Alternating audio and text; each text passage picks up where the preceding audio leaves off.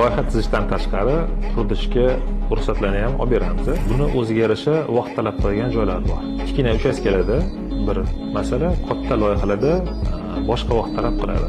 Misol uchun, yakka tartibdagi uylarni, ya'ni uchastkalarni chizib bo'lganingdan keyin, topshirganingdan keyin o'rtacha 5 kun, bir haftada chiqishi kerak javobi. Lekin shu javoblari go'da tez chiqmaydi. Ya'ni bu bizga bog'lanmagan holat.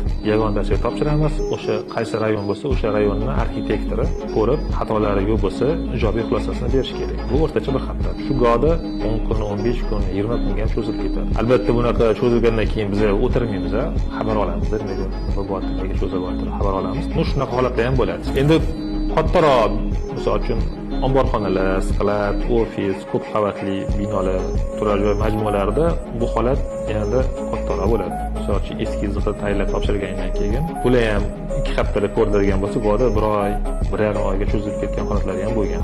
Undan keyin ekspertiza topshirish holatlari bor. Ekspertiza ham odatda 2 haftalarda ko'radi. Go'da qanaqadir tuzatishlar kiritinglar deb ular javob yozadi. O'shalarni ham tuzatishlari bilan unga ham bir o'rtacha 1 oy, 1,5 oylik ketib qoladi.